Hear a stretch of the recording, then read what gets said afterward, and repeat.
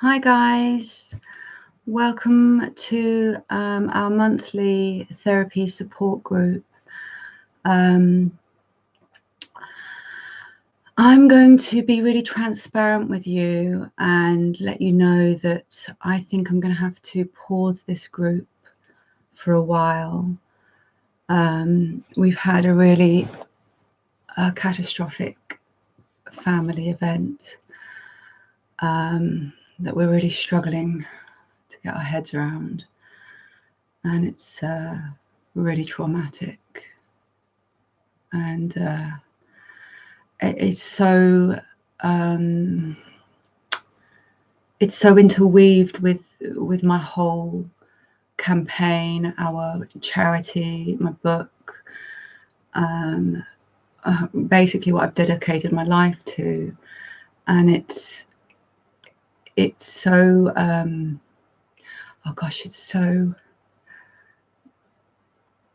painfully interconnected that I'm finding it very hard to get my head around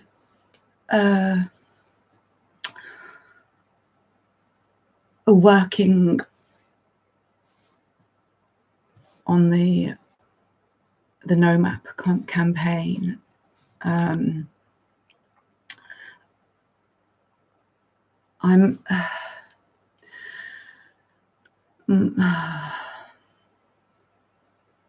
not sure how much I can really say, because it will be going to court and we'll be having, well, hopefully it'll go to court. We don't even know that actually, but we don't want to destroy my daughter's chances of gaining some justice for what she's been through. And I'm just not in the right headspace.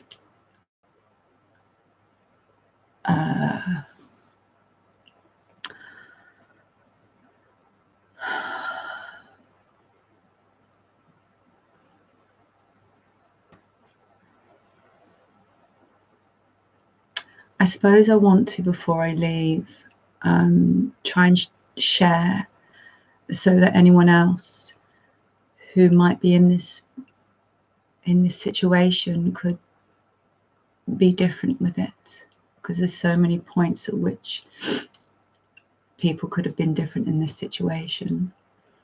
And also to impart some of the devastation that it causes when people don't get help for either a conflict in themselves that they then take out on a child, or for an attraction to a child that then gets beyond their ability to control. And it's not just devastated the person that it happens to, the person who offends against this child. That person has had a terrible year. I've watched them struggling, and also being very different, and lots of behaviours that were worrying, that they could have got some support for, and should have got support for as an adult, and gone and sought help for whatever they were struggling with that enabled them to behave the way that they have. But also beyond that, it's destroyed our entire family of what we have left. I have no family because of my childhood, and now we have no family left because of my husband's family onto my children's childhood. And it's destroyed all of the connections, all of those bonds, all of those roles, those meaningful granddad, son, daughter, aunt, uncles, cousins. All of these things have been smashed into smithereens. Every person is aching and hurting, and no one no one is surviving this.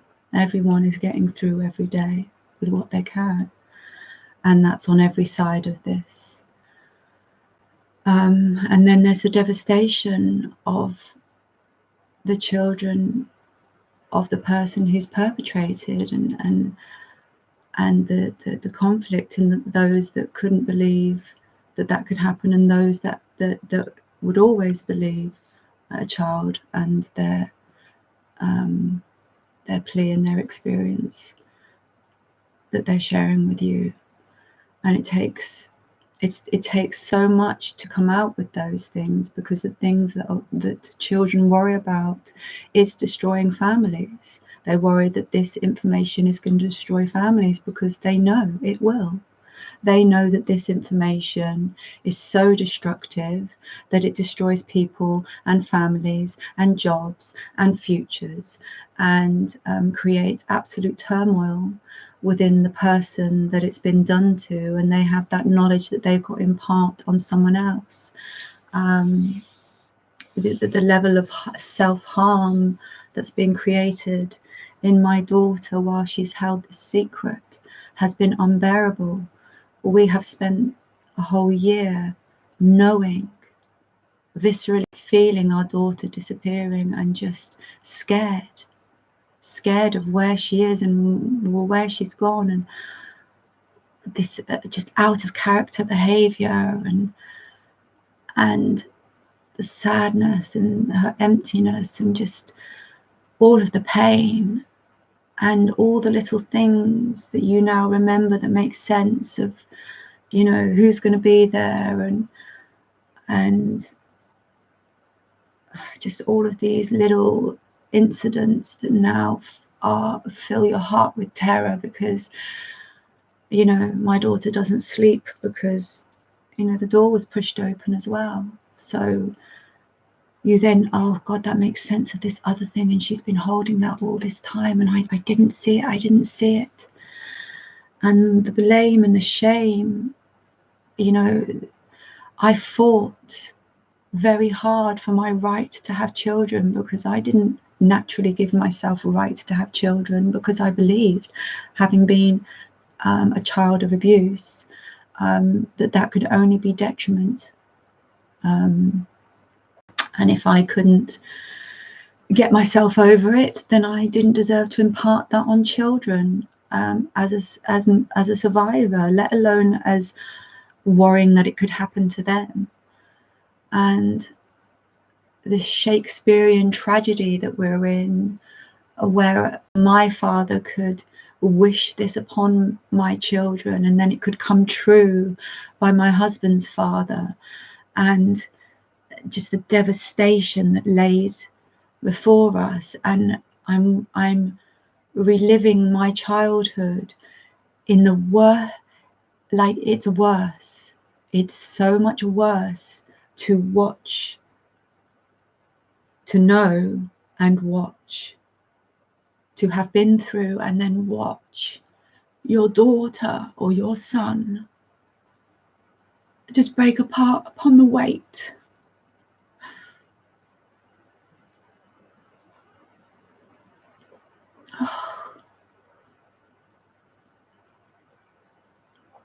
And when you're studied in child sexual abuse and neuroscience and somatics and the nervous system and cognitive dissonance and neuropathways for arousal and hormones and how it all interweaves, and let alone the ever increasing weight of having been valueless and thrown and then discarded and not believed and then projected upon as liar, and the devastator of the family, the demonization of the victim,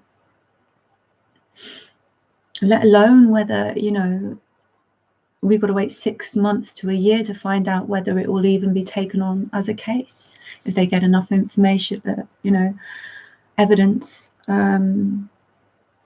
And then it's not guaranteed she wins. And I told her this, and she looked devastated that I had to tell her the country we live in is that you might not get chance to have justice, and if you do, the statistics say you might not win. And how does a girl live with that at 14? When she struggled to hold it in. And God, I'm thankful, because I was having a manic depressive episode, and usually they don't comment very often anymore, but when they do, they're fairly non-eventful, and we work our way through them, and they're quite easy. But when triggers happen during them, it makes them very difficult, and when something catastrophic happens, it makes them really difficult. And you know, my daughter's feeling guilty because she made my mental health worse, but I'm feeling grateful because I know categorically that she would not have imparted this information to me under any other circumstance. If I hadn't have been so vulnerably asking her and crying and offering that, you know, this, it's allowed to be me. Like, I just need you to go to a counsellor and tell her your mum, and then let her tell me that I, whatever it is, I just need to know, or I just need to know that someone is looking after this for you, that you're not on your own, hurting your own body because you can't keep this inside. And I don't think under any other circumstances my daughter would have told me. So I'm very grateful that my childhood caused bipolar, and I was having a manic depressive episode that created this event that my daughter said, I have something to tell you, but I have to write it down.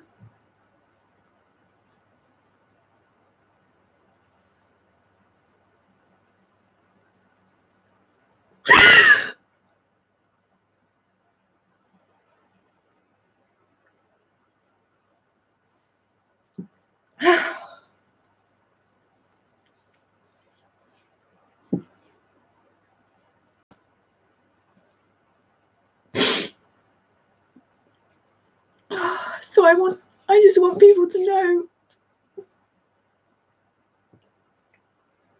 that children do not give you signs, and they don't want it, and it devastates. It betrays relationships and that bond that has taken years to build. In a moment where you felt entitled.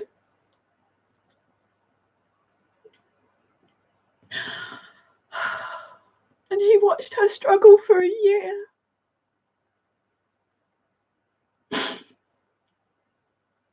And honestly, I swear, if he had come into ownership, he would have been loved. If he had come and was grateful that she had told us, he would have been loved. But to just watch her struggle for, oh, I don't know why Magenta's not herself. Oh, we will keep an eye out on her. And then to let her lose what little family she has, because you can't be brave enough to say, I made a mistake. Because human beings are forgiven for mistakes, even the worst mistakes. But if you can't value humanity, then you don't deserve it. And she's got no one but me and her dad, because even her brother, even my son, chose granddad. So we are grieving for the missing daughter and my leaving son.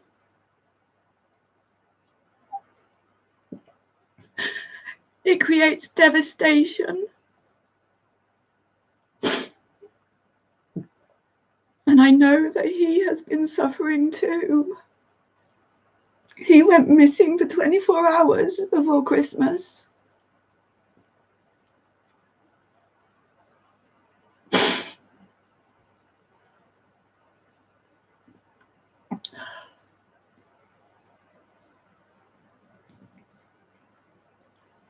So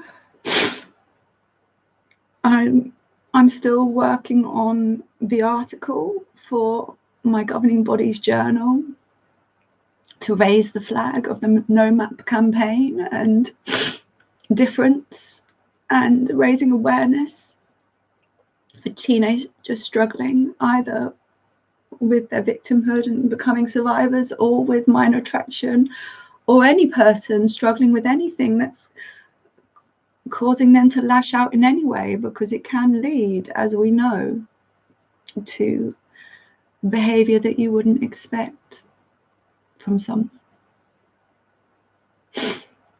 And our website is nearly done.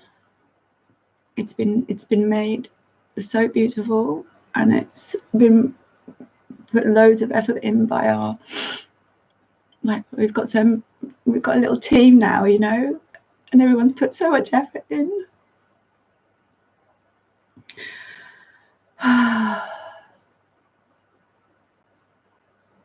So I don't really know what I'm doing, actually, to be entirely honest. I'm getting through each day, and Magenta told us today that, like, she has some hope, and she does feel like there's value in life, and like we've not heard that in a really long time. So we're like joyful. We're holding on to her shred of hope and her little bit of future that she can glimpse on, and we're going to make everything out of it, you know. She's got a counsellor, and in time we'll do some neuroscience, and it will really, really great for her, because it's not so good for infantile abuse, but it's great for teenage, you know, childhood and adult and second responders and first responders. It's great. I don't know, I always said that I would turn up, and I felt like I needed to be, even in this moment of devastation, that you deserved transparency and gifting of my vulnerability, and a sharing of my struggle, because it's real, and I think lots of people have it. And I think at the moment we're just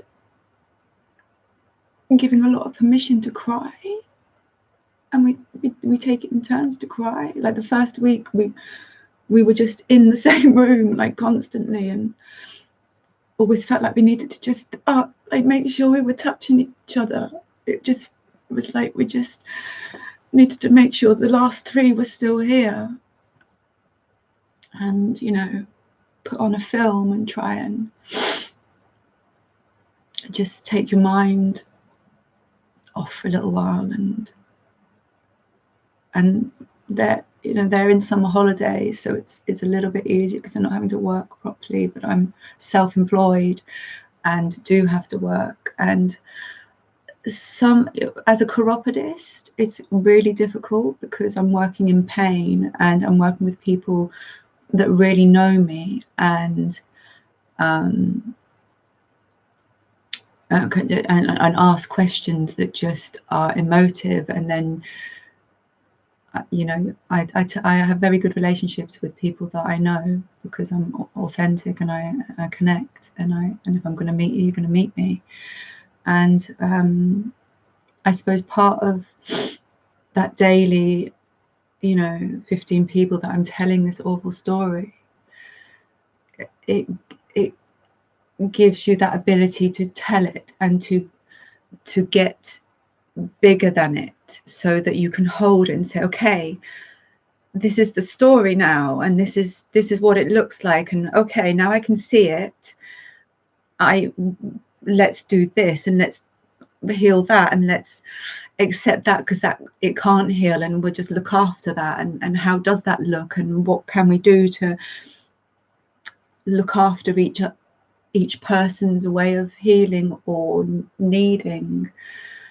And we talk, we don't put things under the carpet. And you're gonna have feelings about this, my darling, and we want you to have them, and that's the only way to get through them, is to let them out. And our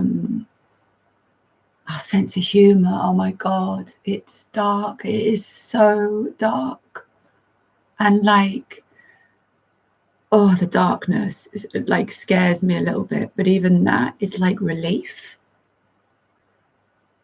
These little scary things that we're like laughing, and we laugh almost this like maniacal, oh, it's so nice to be laughing instead of crying, laughing over jokes that just aren't funny. They're just not hell. They're just a really gross way of making it slightly less dark, and that feels like relief. And it's awful, and it's also relief. And we all have very dry, dark sense of humours anyway, standard. And my husband and my daughter have just, oh, I love their bond in their humour. Like, I hardly get any of it, but I just watch it. Like, it's just so lovely to watch them in this interweave that they just get deeply, viscerally each other in this humour, and they just cackle and laugh, and I'm just laughing with them, because I don't understand what they're laughing at, because I'm really slow with jokes. I'm really bad. I'm dyslexic at reading to comprehend, but I think just in comprehending in general, like, because I'll be the last one. I'll laugh about a joke 5 minutes after everyone's finished, because I finally thought, oh, I get what they're laughing at now. It's really funny. And and when I see her laughing, when he gets her laughing, or she says something really dark and we laugh about it, and you see a glimpse of her, and you think, oh, she is there. She is still her underneath it. Oh, it's just way down. It's way, way down. But we can see it now, and there's hope. So really, guys, I want you to keep yourselves safe.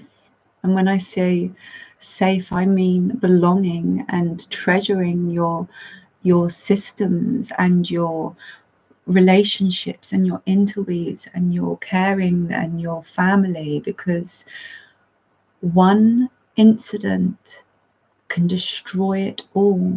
And you aren't granddad that did all of these wonderful things. Your granddad that did that one thing. And even because we've talked to lots of people that have had this happen in their family, you wouldn't believe how many times this has happened.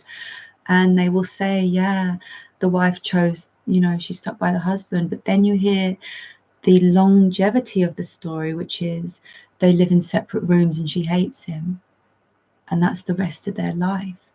And that she has to go out rubbing off spray paint and, not being able to sell her house and move away from all this scorn because her husband did something, but yet she can't leave it either. And that makes a prisoner out of people, and that makes a prisoner out of even the person that did it, because they've lost all of these valuable, precious, meaningful, belonging systems for a moment of madness.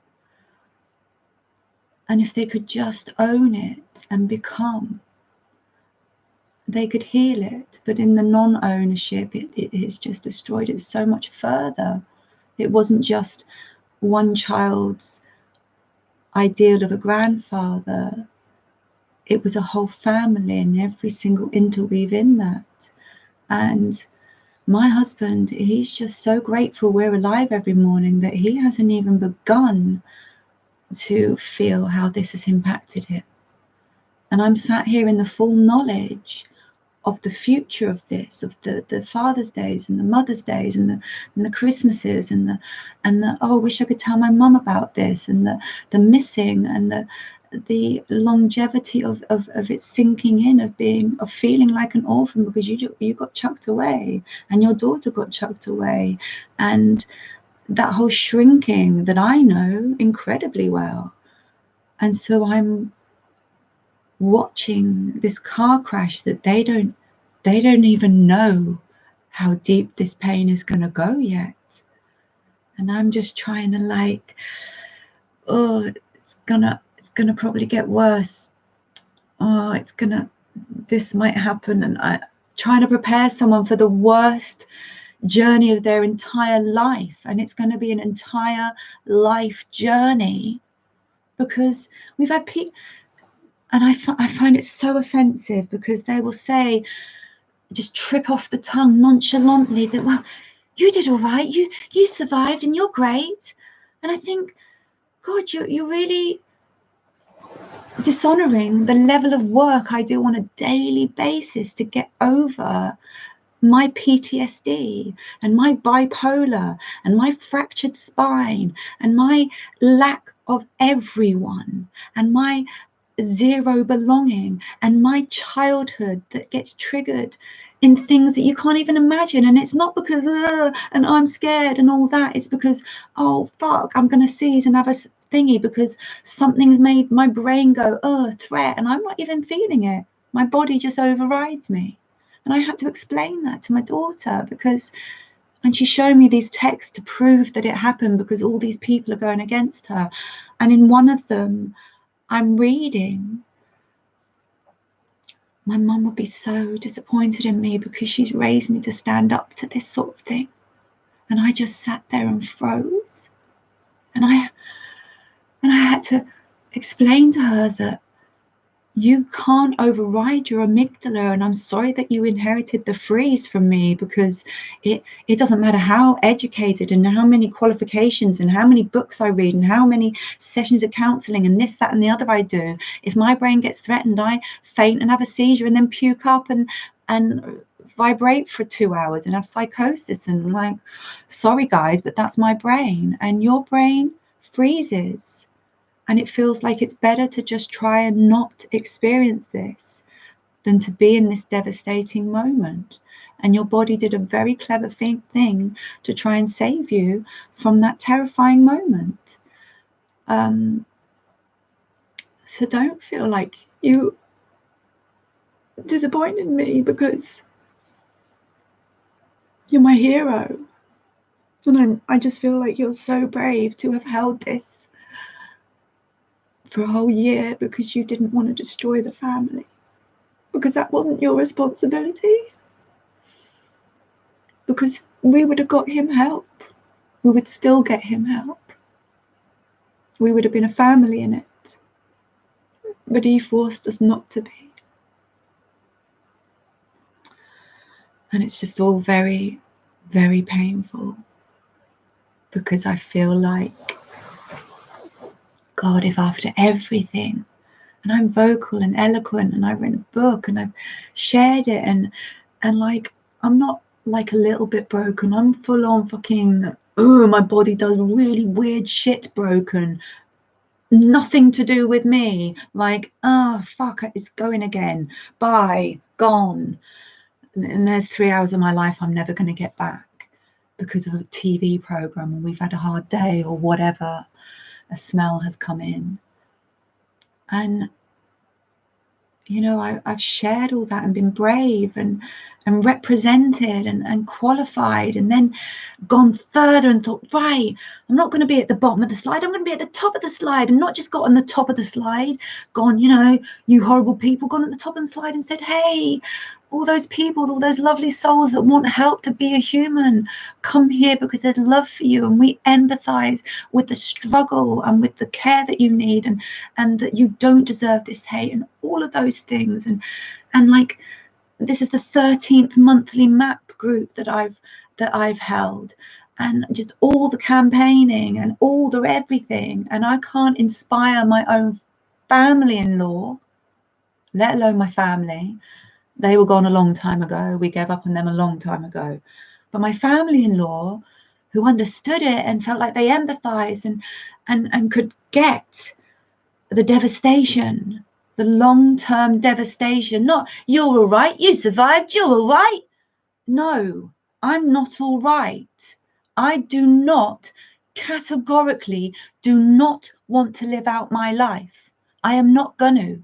There is a whole host of things that I'm not going to do. I'm not going to do Alzheimer's and relive my childhood. I'm not going to die for ages in absolute agony. I'm not going to live out in this body in utter pain because, you know, must do our duty. I'm not going to do any of that. And I'm not going to live in a world that deteriorates beyond what I can like withstand. And we're like getting close to it, I'm telling you.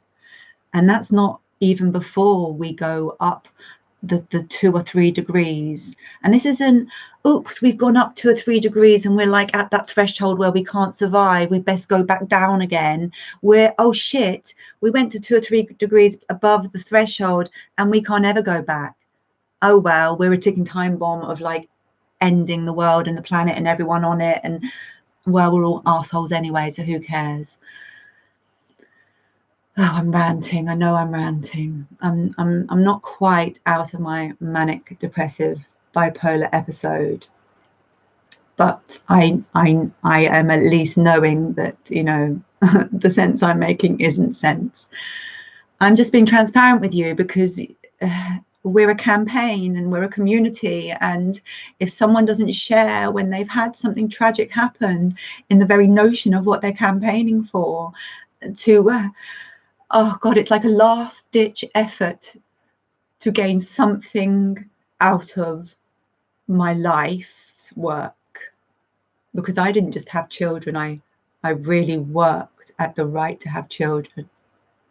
And then I didn't just have children, I very specifically trained to become autistic aware because I had an autistic son, and then an empathic child with a dyslexia, and the interweave of that became a person-centered counselor, not to go and become a person-centered counselor, but because I need to break the cycle.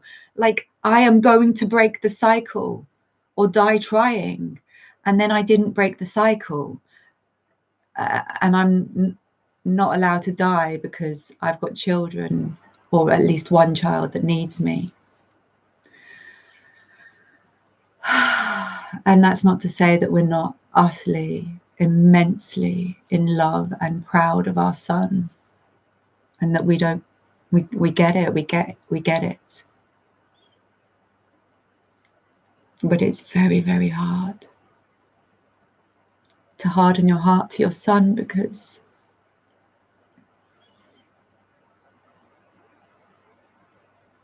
there's so much damage that you can't take one more thing.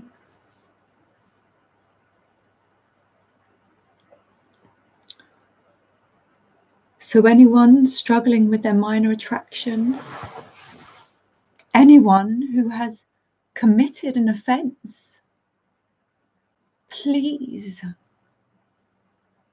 do the right thing even then, because you still have the chance to be a human being and gift hope and humanity to a child, to say, I'm sorry guys, I was wrong, and you don't deserve to burden that as well as lose all your family. Like, if you slip up, and I use the word slip up like I'm dying right now, but if you make a mistake, the worst mistake, owning it and being humanity and gifting that child the chance of healing and the belief in humanity again, and someone beyond their act, that you can still be granddad or parent, or you can still go beyond the narcissistic intent of self-preservation and hiding of your culpability into an actual personage that says, I'm sorry I did this to you. I am sorry I broke that bond, that guardianship of father or grandfather or brother or cousin or friend or whatever. neighbor, babysitter, anything, that you take that burden off them and you gift them humanity so that they can believe in the world, because you don't realize that you have destroyed their sense of self. My daughter doesn't have a sense of self right now. We're starting from scratch. And they hide it because they are savvy. They know what it's going to do, and they are scared of it. So they would rather hold in and cut out than let it out. And it took a bipolar episode of a counselor with all sorts of skills to get that out of her. And to put that child in the position where they could lose their family.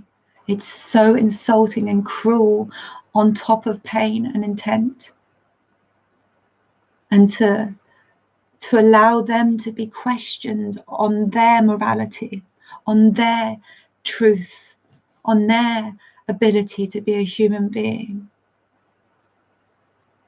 He told her off at Christmas for the size of the present she bought him. And I questioned it. And we'd trained a puppy for him because he'd retired, and we wanted him to have companionship and someone to love, and we wanted to train it for him so that he had a good, well-trained dog that he could cope with. And she said, well, we trained the dog. And I thought, yeah, you're right, you put loads of effort into that, and thank you so much. And yeah, you bought him this joke present. And she said it was a joke present and he'd get it. And I thought, oh, that's nice, yeah. And he told her off. He shouted at her on Christmas Day at the Christmas table with everyone there, knowing why. And she still bought him a present to hold his cover because she didn't want to destroy everyone's life and Christmas. And she didn't want to destroy everyone's birthdays and their life. And so it went on. And she held it in for another good so many months because, oh my God, and I could punch myself in the face for this. I was congratulating myself verbally, like publicly in the house, that, oh, I've got both my children to teenagers and I got them through their childhood safely. And I've broken the cycle and we did it. We did it as a family and well done us. And she probably just thought, I can't break her heart.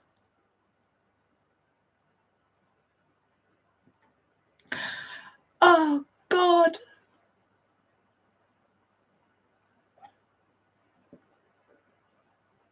People don't leave because it's so hard. People don't tell because it's so hard. Children tell and then take it back because it's way harder than they thought it was going to be. One of my patients, and I've known her for a really long time, and I was upset because it was really early days, and I don't hide, and I was working upset, and she felt the need to tell me of this research, college work she did in uni that stated that children of parents who've been abused are more likely to lie about abuse, and there's some research in that. And I felt so offended because she was saying, have you questioned your daughter? And I just thought, God, I was with my daughter. I've been with my daughter for a year, watching her disappearing, being worried and scared for her and her life. And now it all makes sense. And I'm not going to question that.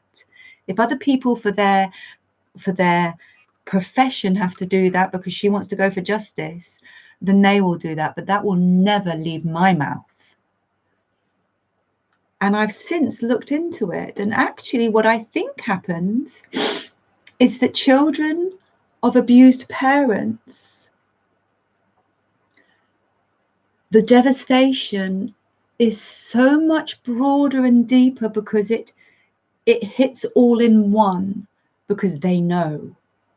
They're They know the struggle with having children, the potty training, the intimacy, the intrusive thinking, the neuroscience, the somatics, the family trauma, the destruction. They know. And when a child comes out of it and then they see not only the family disintegrating but also their parentage dying under the weight of the repetition, they'll take it back. They'll suck that shit right back in like it was never there, because that's so much easier. It is so much easier to cut myself. That feels easy now. Yeah, I'll just chow down on that because that's way easier than watching all this. And I have had to work very hard to keep my daughter safe because of her guilt and her feeling of, she's so empathic and so perspective knowing and can see the bigger picture and everyone in it, and is protective of every single soul, including Granddad. And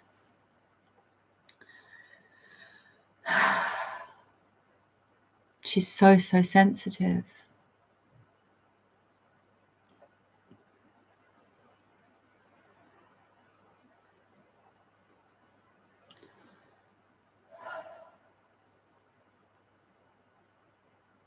And she could have sucked it right back in, because watching is so awful. And they think it's gone, it's done, I'll just take it back.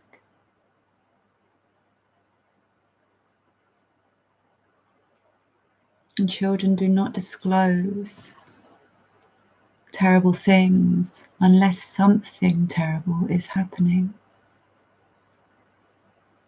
And children don't disappear and behave and start lying and distancing.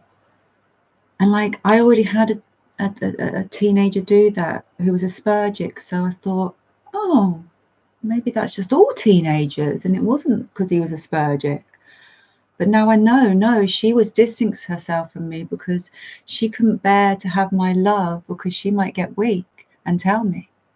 She couldn't bear to be in pain around me because she might get weak and tell me. She had to harden up and distance and hold in and cut to relieve. So this wasn't an incident. This wasn't 15 minutes where she was frozen on the couch being mauled and groped and like just slobbered on, and then destroying her sleep, because not only that, he had to push the door open that she had wedged, because he had to, you know, further the trauma. You know, she doesn't sleep till dawn. It has so many impacts, and that's lifetime. Because every time she's stressed, even when she gets over this portion of it and she gets into a functioning, every time she's stressed, this neuroscience, this somatic, this interweave will come back, because your brain likes to hold on to the dark, to remind you to look after yourself. And when it's got something super dark, that's the one it goes to. And it's not, you can't stop thinking about it. It's the biggest one, so it's the one it goes to. Like if it's got a neon sign, that's the one it's going to read. It's not going to read all these other things that are in black and white. It's going to read the big neon sign that's like scarred on your body and in your brain. That's the one it's going to feel and read. And that's the one that's going to be alerted every single time. And you know, she's had this boy looking after her, this friend, and he's urged her, I've seen the text, urged her to tell us. And he's become a boyfriend. And such a caring, wonderful, beautiful thing. And she's had her first kiss and a panic attack. And so all of these things are getting stolen because her body isn't her own anymore. Her sleep isn't hers. Her family isn't hers. She has to hold in from her mother because, oh, what if I make her unwell? All of these things lay on a child. And it doesn't matter how often I say, which is regularly, we're allowed to live with mental health. We're allowed to have mental health conditions that we live with, and that's why you're allowed to have anxiety, and we're allowed to look after that, and that's why Daddy's allowed to have his depression headaches, and that's why Bailey's allowed to be autistic, and that's why I'm allowed to have CPTSD and bipolar, and we all live in a home that looks after all those things and makes everyone safe in it. And you know, children feel responsible.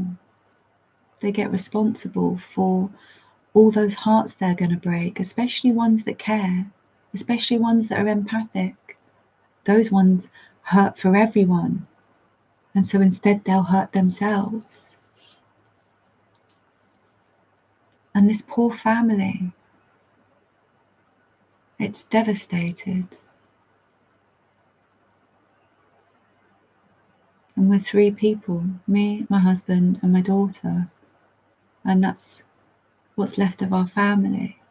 But as my husband said, we're still a family. And the triangle is the strongest of all shapes. And we have hope for our son, because hopefully one day it will sink in and there will be evidence and we will get justice and he will realize our love and our devotion and our utter in loveness with him, that we can't struggle against his active sabotage of safety. And that's okay, I respect him. I respect his choice and his right.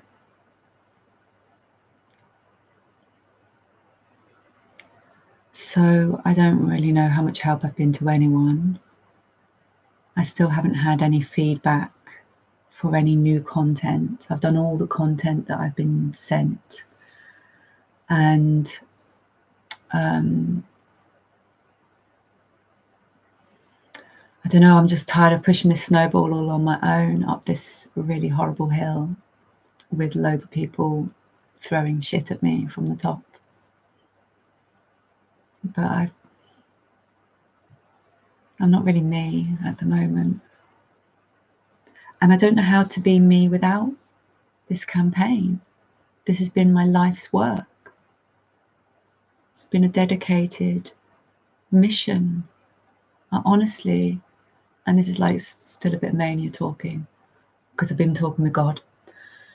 And I just, ever since I was little, I really felt like that was my mission, to break the cycle, to make the difference, to make the difference and then push it forwards. And I don't know how to repackage this into something that I can believe in again, that I can feel valid and useful and have energy for and believe in myself. And because I asked my daughter if she felt like, you know, I was right to give myself permission to try, even though I failed. And she just looked down and she couldn't answer me. That was a week ago, and when she came in with some hope today, I asked her again, because honestly, it just was so utterly, I just felt so empty for her that I was scared. And she said, "Oh, I'm not feeling like that now." And I said, "It's okay if that comes back, but I'm really glad you don't feel it right now, because that means that even if it comes back, it will go again. And we'll keep doing this cycle until it gets a rare event that we look after, or a trigger, or, you know, I'm not fixed. I am forever broken, but I have a meaning. Well, I did have a meaningful life. I'm trying to find the meaning in my life again. And my daughter's my daughter's strength and her sense of humour and her resilience in just, oh God, the worst experience. Because she hasn't got another family to go and like, oh yeah, they're not there. Like, she's just got us, and it's like my parents are like dissolving and like crying and just really upset. But she has her friends, and she does have us, and it's so important to grieve and cry and include your children in that, because to hide it from them keeps it on the outside of them, and then they have no rights to their own feelings and they hide their own. And so you being brave enough to be vulnerable and show your feelings gives them permission to say, oh, we're in a feelings house and we're allowed to have them. And once we've had them, that does feel better for a little while until it all builds up again. But then we'll have them again, and it will feel better. And we'll keep doing that process, and we'll add little things in. And it's important to give the first 8 weeks just grieving time to try. I mean, we've got her a counsellor, but she's not doing anything but light. I'm just going to try and make you feel comfortable and feel like you can choose me to work with, but we're not going to start work yet. Try not to worry about that just yet. Just try and get safe, because you can't work when you're not safe, and you're not coming here to like be unsafe and do. You're coming here to build up a safety that you can then work in. But the first work is mourning and grieving and getting safe and letting out your letting out your backlog of dysregulated nervous system, and allow your emotions. So a lot of people don't let children go to well, in this culture anyway, to funerals, and it's so the opposite of what they need, because they need to be part of it and feel belonging to this loss. Otherwise they're not allowed it and they feel outside it. So I want to give both my children, but the other one didn't want it, our whole family a space to have their feelings without anyone's taking precedent. Everyone's are allowed, and no one's is overriding anyone else's, and no one's is the right feeling, or you're not reacting properly or anything like that. It's all just we're allowed to let it transition, and hopefully my husband will start transitioning his feelings, and my mania and depression will leave. And I've had supervision. I've got my doctor's appointment booked. You're doing an amazing thing, Faye. She will never be alone, and she has an amazing mum. You will be helping people without knowing who. You help so many, all in different ways. You are very important.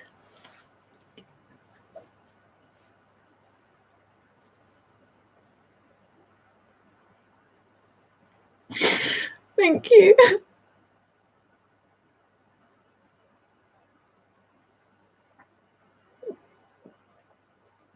Thank you, Sade. Keep your baby close.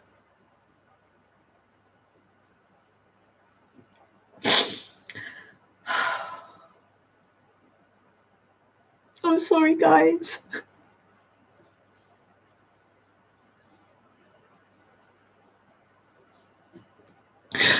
I just want to try and do some good out of it. And we like pride ourselves on being transparent and facing things head on. And once we're meeting things, we're going to meet it. And we won't hide and be ashamed of someone else's behaviour or a whole group of people's behaviour.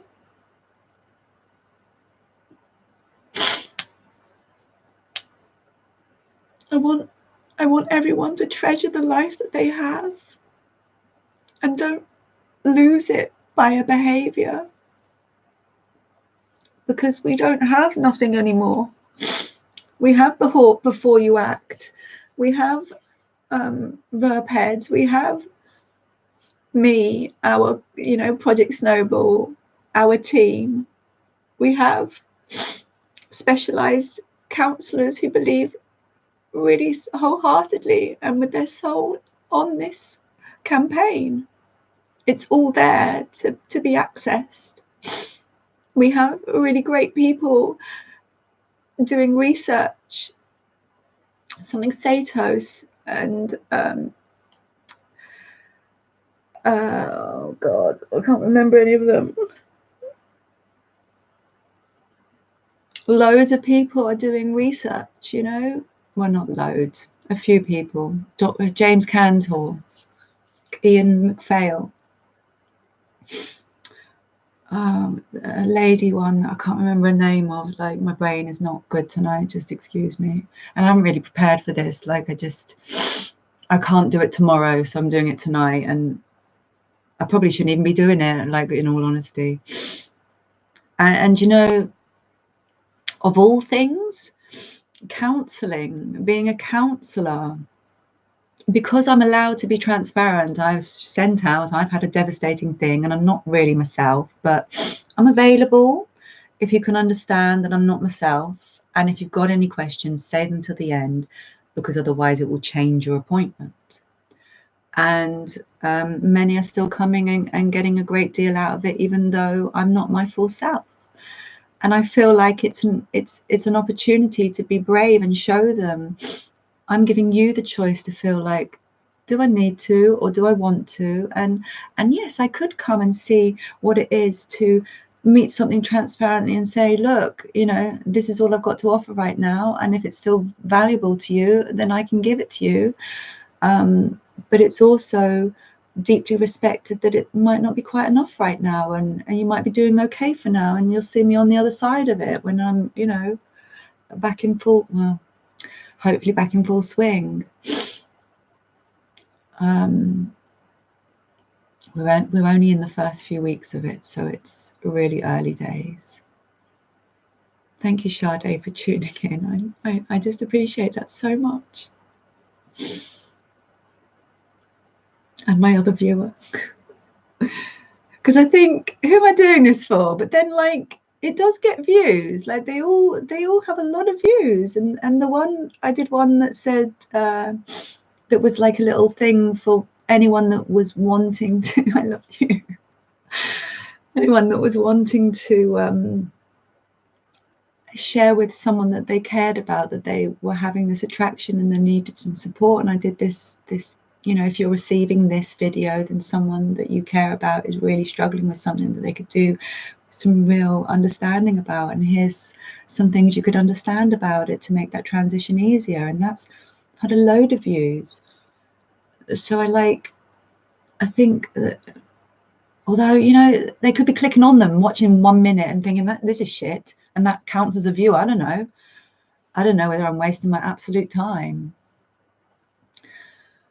And not that it's my daughter's responsibility to give me this answer, but I have asked her whether she feels like offended by this in any way, and that I'm giving my energy to something that she might not be able to get her head around right now. It might feel to her wound really offensive. Just because I've got my head around my wound to work in this way doesn't mean that she has. And gosh, she's so grown. Like, for a 14-year-old, she's just so impressive. That she's just amazing. I'm so proud of her. And she's just meeting this, and she's struggling. And, like, don't get me wrong, she's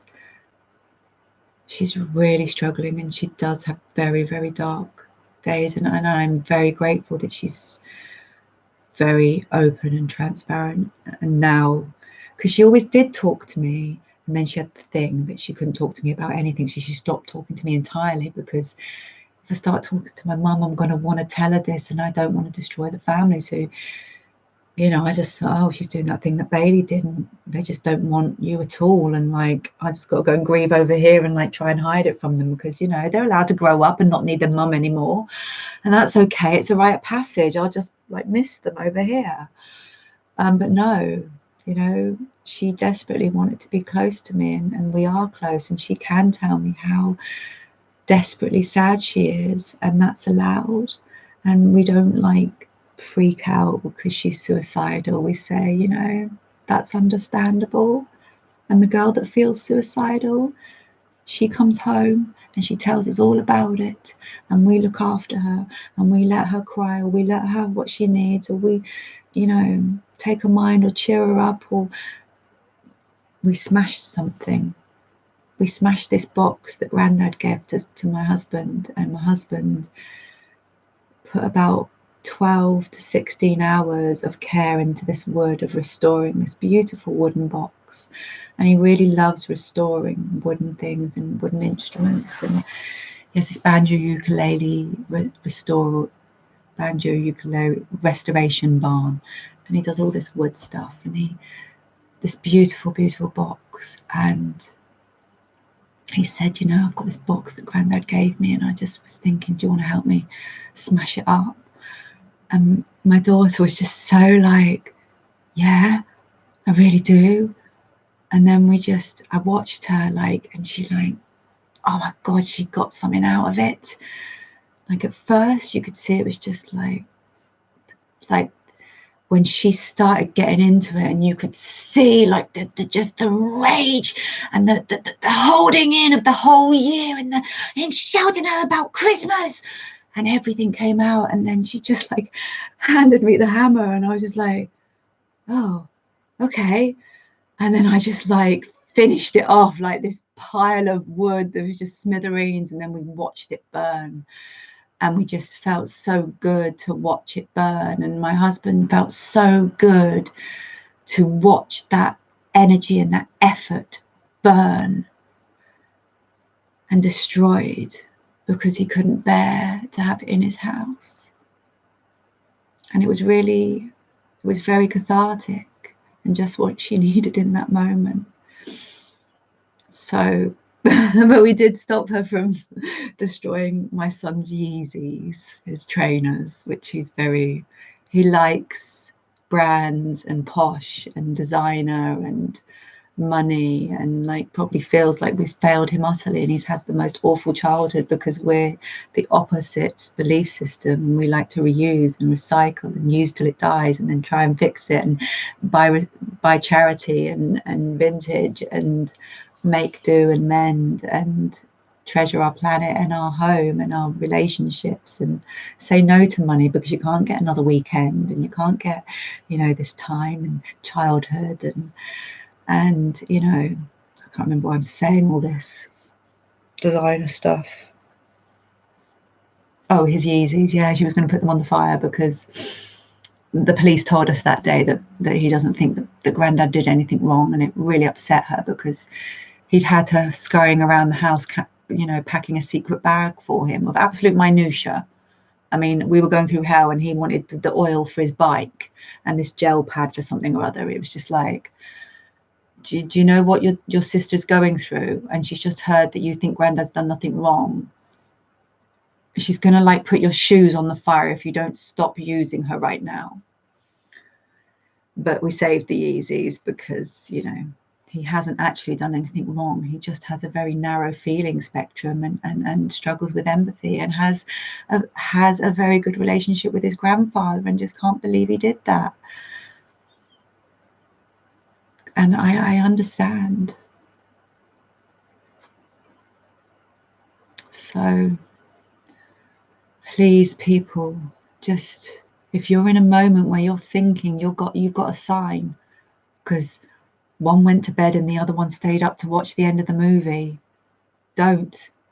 If you're struggling internally and it's booze or steal a car or molest a kid, choose one of the others. At least, well, hopefully you won't destroy someone's life. or at least you go and talk to someone, go and find a counsellor. There is lots online. You know, we are all anonymous nowadays. There is no, you have no right to say you had no one to talk to, because you have everyone to talk to, and you're anonymous. You have everyone. We as children had no one to talk to. When my dad didn't believe me and my mum left and everyone demonized me because I broke the family up, I had no one to talk to.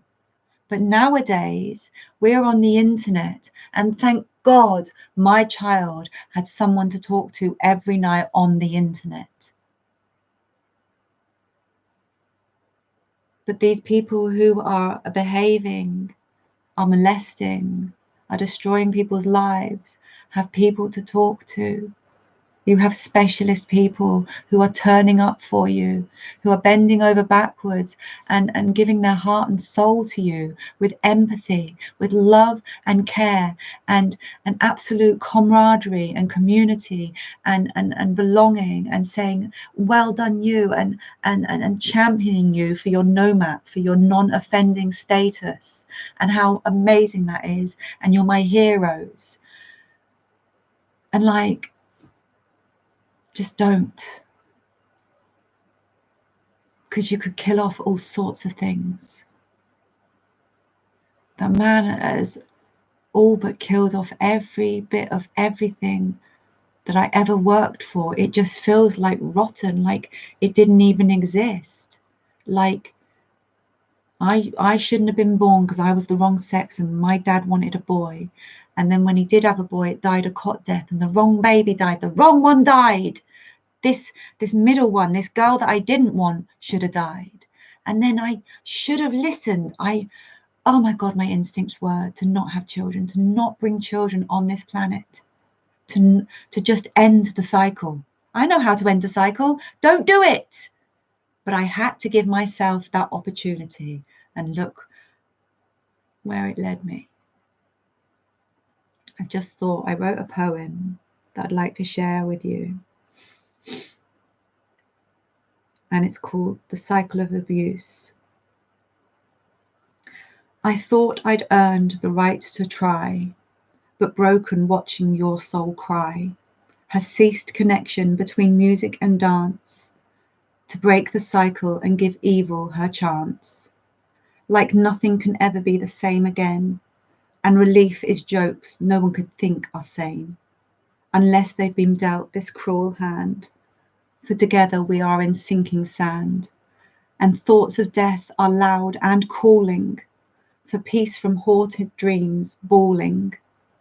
Then the waking that hits like a road train, smashing life into shards of pain, over and over and over again. Like some Shakespearean tragedy that twists its vengeful knife, cuts wide open and then pours out life from deep inside the oldest wound, lost inside a grief monsoon, a father's wish coming true, ancestral realization of you, shoulda, woulda, woulda, coulda, oughta, in the hollow of my daughter.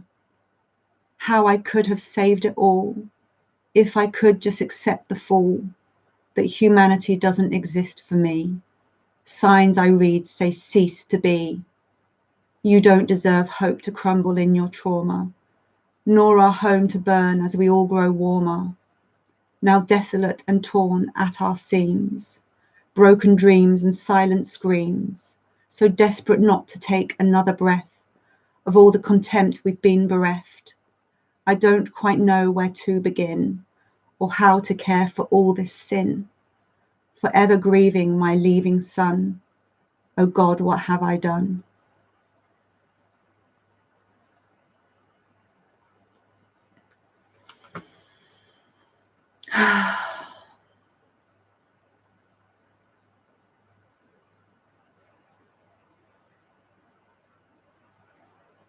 Oh God, what have I done?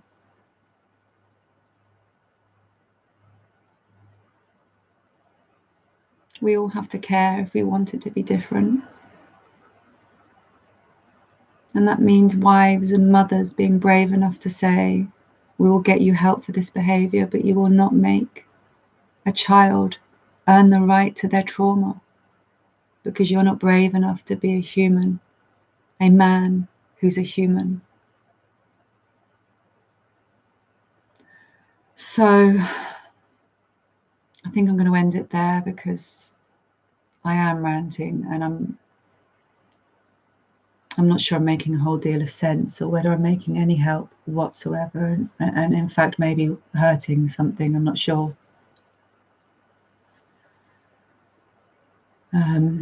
Please stay safe. Anyone that wants to get in touch, who needs this, claim it, because I need someone to be inspired and reach out for me to stand up again, because I'm on my knees right now. I'm on the floor of myself, and I'm trying to work out who I am in the devastation of what was my absolute life's mission. And I don't know how to continue if people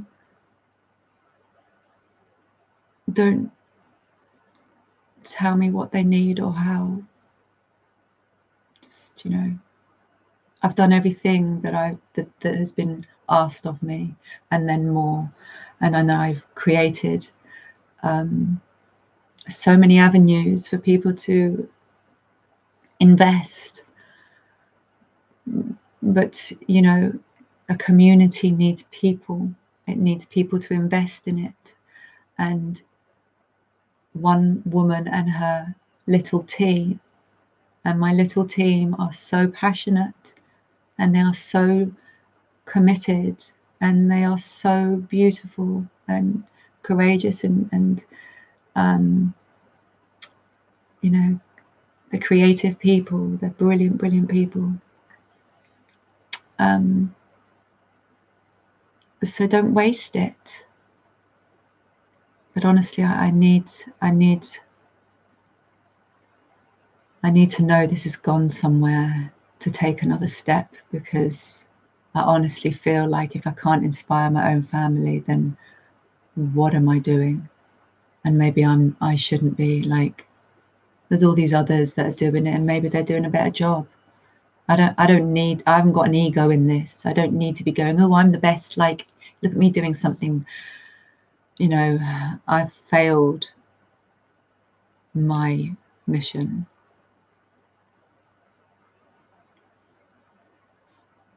And I need someone else to tell me if it still makes sense, because I can't see the wood for the trees.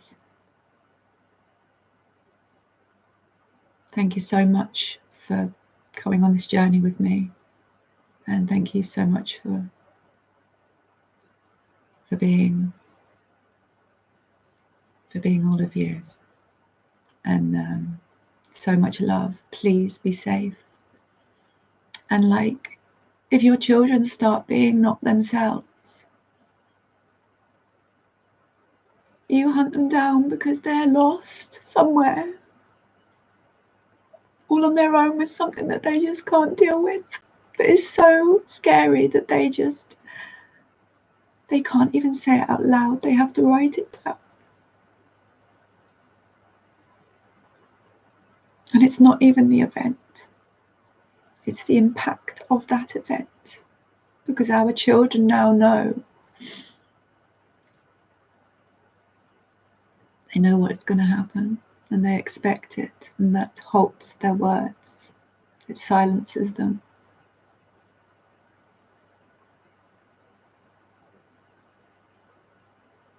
Okay. Keep safe. Much love. Stay in touch. Bye for now.